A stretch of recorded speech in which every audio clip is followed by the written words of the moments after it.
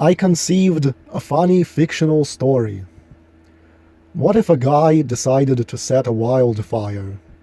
He went out to a rural territory where dry brush grows, fields of dry brush.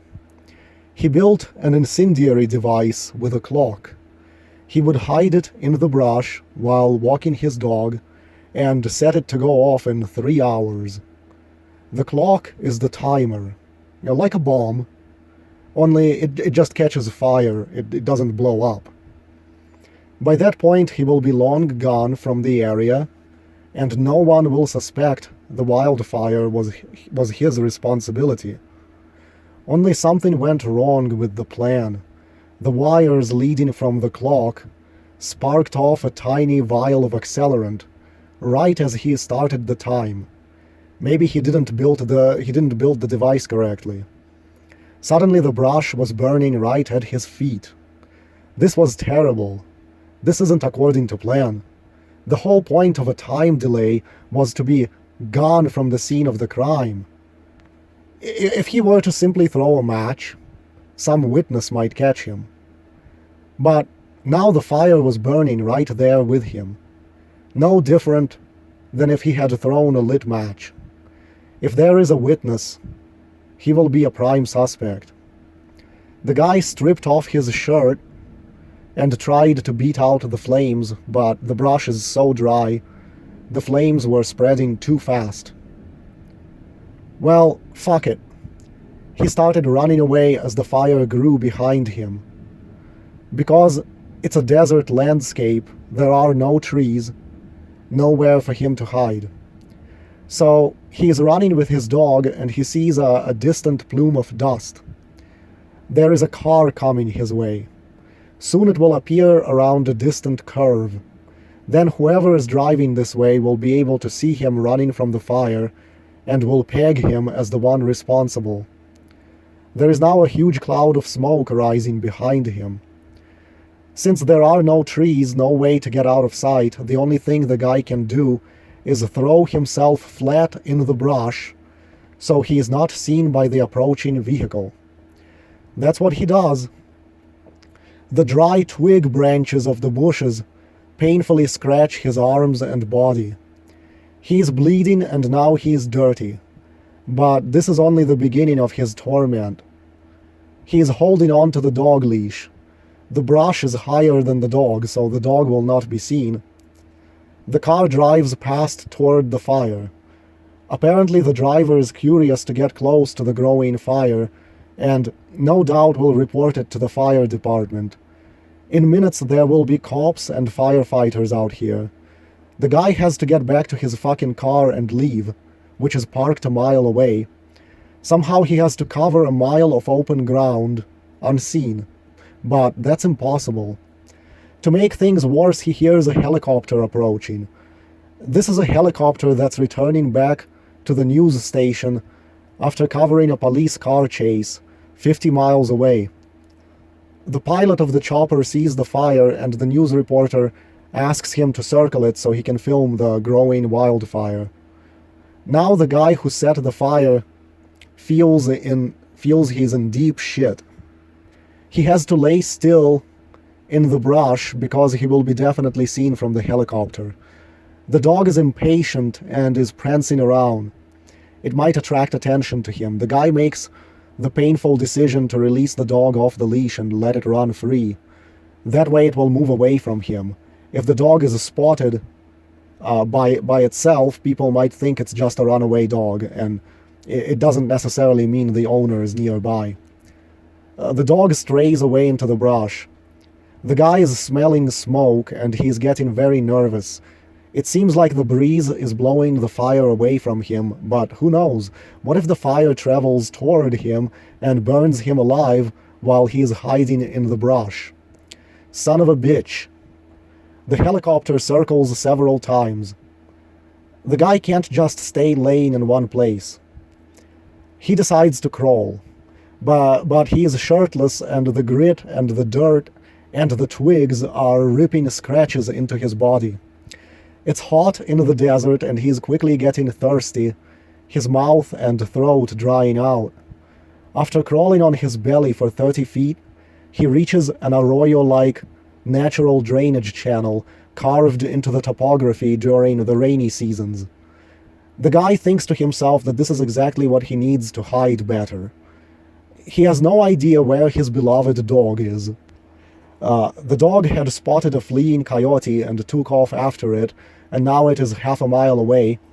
It might not come back, and it's not like he can yell for it. Maybe it's scared of the fire and ran away. The guy drops himself into the arroyo trench. It's only 3 feet deep, but at least he can move at a crouch while staying below the level of the brush without having to painstakingly crawl. The news helicopter moved away because it was running low on fuel and has to get back to base. But now the guy is hearing the wail of fire truck sirens. He peeks out and sees smoke billowing up maybe no more than 200 yards from him. And he sees the orange flames, and it seems like the wind is pushing them away. But still, what if the flames reach his position and he burns alive? This is the scariest shit he had ever experienced in life. If he runs to the safety of the dirt road, he'll be seen by the fire department and the police that will arrive with them, and he'll look extremely suspicious with him bleeding and dirty from crawling in the brush. So, burn alive or take his chances with the police. Because of rainwater drainage through the arroyo, a sprawling bush about 6 feet tall was able to take root at the edge of the arroyo. The guy gets under the bush. This is a great hiding spot. A piece of vegetation that is taller than him if he was standing, and it's green unlike the dead brown brush. Fire trucks and a police cruiser arrive on the dirt road, blocking it off. There is no way the arsonist can run out on the road now without being caught, or stand up in the brush without being seen. While the firemen ready to hose the fire from a water truck, the cops are looking around to see if they can spot the arsonist in the area. The air is horrible because of the smoke. Not only is the thirst burning the guy's throat, but the smoke is exacerbating that burn. He hears another helicopter. This is a sheriff helicopter. It's going to scan the area from the sky to see who might be moving away from the scene of the fire, so they can be detained and questioned.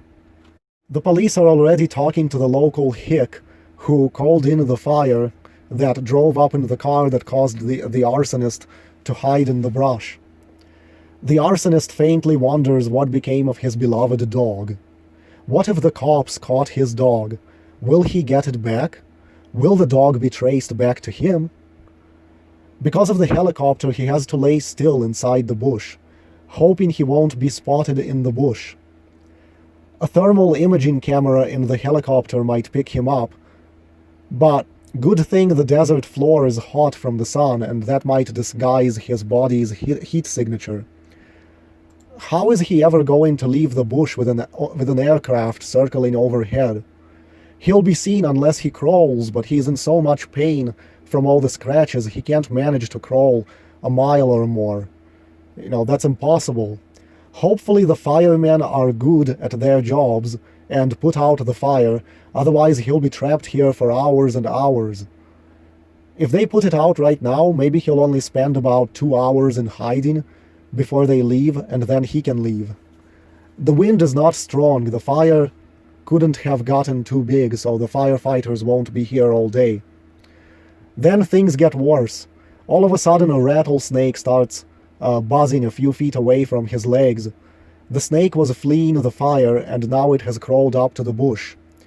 The guy tries to shoo it away, but he has to lay very still because he hears some firefighters are only 20 yards away from him moving into the brush. If he doesn't stay down and keep quiet, they'll see him between the branches of the bush. The agitated rattlesnake crawls toward the guy's legs. He steels himself to stay absolutely still. The snake actually crawls onto his ankles. The guy is covered in sweat, thirsty, itching all over, but he has to keep completely still while the slithering weight of the rattler is on his legs. If he moves, that thing might strike and bite him. Then the snake pauses atop his legs like it decides that maybe this is a good spot to rest. Well, the guy can't just lay perfectly still forever. He moves his hand a little to pick up pebbles and chucks them at the snake to keep it moving. Instead, it stays in place and keeps rattling and starts rearing its head as if to strike at something. If his legs move, it might bite his leg and he'll have to expose himself to the fireman. After 2 minutes, the snake decides to move on and slithers away without biting. At one point, it got its head so close to the opening of the pant leg that the guy was terrified it might decide to crawl up his pant leg. Luckily, the fire didn't spread too far and the water truck was able to douse it. The guy spent 3 hours in the bush until the fireman departed. Then he trudged back to his truck. He couldn't find the dog and was too exhausted by stress to care. As he drove home, he wondered if the license plate readers on police cars have recorded his license plate. The fire trucks and the police cars would have driven past his parked truck. What if the cops decide to pay him a visit and ask some questions about what he was doing in the area? Why did his truck remain abandoned after the fire began? And if you think this fictional story was funny, especially the scene with the rattlesnake, if you think the arsonist deserved all the bad luck and suffering, you're fucking idiots. Because the guy was driven mad by the wedge world order. He was pissed off that the tyranny that resulted from the coronavirus hoax is making him feel helpless and not in control of his life. He decided to set a wildfire because it's the only law he could break and get away with it. So at least after many, many months, he can feel like he's in control of something. That he can pull one over on the cops and, not feel helpless and not in control of his life, like he's just a slave of the wedge world order. But shitty luck caused him to suffer a great deal of terror from that crime. He didn't care if people's homes burned down. Why should he give a shit about stupid fucking people who are doing nothing to resist the tyranny? Fuck them. He hates them as much as the tyrants. The guy was driven mad by the wedge world order. But the justice system that's controlled by the tribe would never see it that way. They would never see that as an excuse. That's why he had to hide from the fireman. So if you thought everything that went wrong for the guy was funny, or just desserts in connection to his arson, then you are fucking idiots. He is the victim, a lowly victim, trying to strike back at the system. And now I can segue into discussing the villain in Dean Kuntz's novel From the Corner of His Eye. This will require a separate video.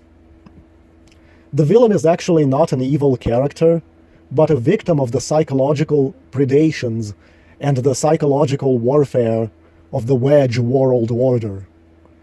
The book doesn't say so, but I will use that book as an example to show the fraud of the concept of good and evil invented by the chosen ones, and how they have used that fraud to enslave us for several millennia.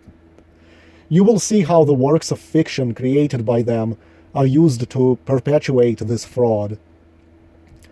They drive people insane and then label the effects of it as criminality and use that to justify the growth of an oppressive police state. The villain in From the Corner of His Eye runs into all kinds of goofy, comical circumstances when he ends up killing people because he's going insane. Of course, we're supposed to laugh about it and condemn the guy. But if we knew the true reason why people go insane like that, it wouldn't be funny at all. So I came up with this fictional story about an arsonist in order to mimic the concept of that novel. You were supposed to laugh at the trouble the arsonist accidentally created for himself. But then at the end I told you why he did it, and it wasn't so funny anymore. He was driven mad by the wedge world order. That's not funny. That's a big problem for us all. We're all being driven mad. But I deliberately did not let it be known until the end to show how your mind is manipulated by works of fiction. It's to illustrate how, if you hold back something crucial like that, how differently people view the situation and the arsonist's actions. Just like in From the Corner of His Eye.